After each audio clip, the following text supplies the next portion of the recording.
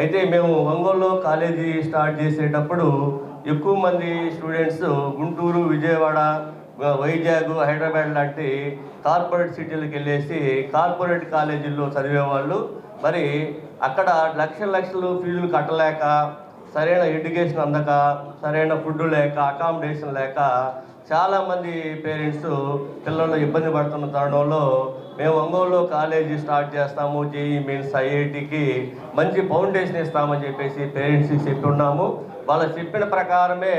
మరి దాదాపు 15 ఇయర్స్ నుంచి 20 ఇయర్స్ అబో ఎక్స్పీరియన్స్ ఉన్నటువంటి కార్పొరేట్లో పనిచేసే ఫ్యాకల్టీని తీసుకొచ్చేసి ఇక్కడ విద్యార్థులకి విద్యను అందించి గుంటూరు, విజయవాడ కంటే కూడా మరి ఇక్కడ మంచి పర్సెంటేజ్ తీసుకొస్తూ మేము పేరెంట్స్కి చెప్పిన మాటను నిలబెట్టుకొని మరి ఈ పర్సెంటేజ్ సాధించడం జరిగింది. ఇది ఈ ఇయరే కాకుండా ఎవ్రీ ఇయర్ కూడా మనం ఎక్కువ మంది స్టూడెంట్స్కి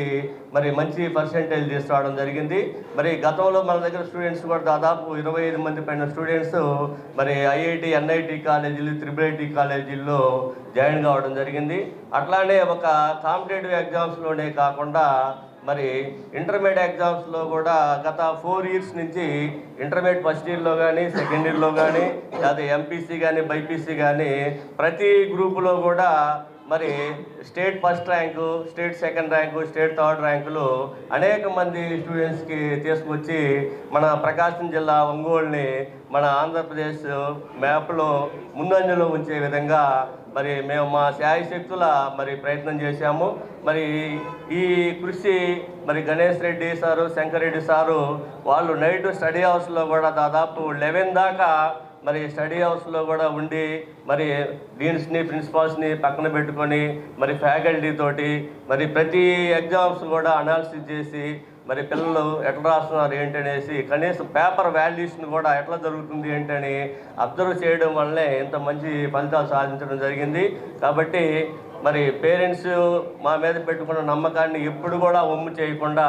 రెట్టింపు ఉత్సాహంతో పనిచేసి మరి పేరెంట్స్ యొక్క ఆశల్ని, కోరికల్ని నెరవేర్చడమే కాకుండా ప్రకాశం జిల్లా విద్యార్థులకి బంగారు భవిష్యత్తుని ఇస్తూ బంగారు బాట వేస్తామని చెప్పేసి మా విద్యా సంస్థల తరఫున నేను నా హృదయపూర్వకంగా తెలియజేస్తూ నా హృదయపూర్వక ధన్యవాదాలు పేరెంట్స్కి, మరి మిత్రులకి, శ్రేయోభిలాసులకి, మా సంస్థలో కష్టపడుతున్నటువంటి ప్రిన్సిపాల్స్కి, డీన్స్కి, ఉపాధ్యాయులకి, మరి మా శ్రేయోభిలాసులకి, ముఖ్యంగా మా విద్యా సంస్థల అధినేతలకి, అట్లానే మా పాత్రికేయ మిత్రులందరికీ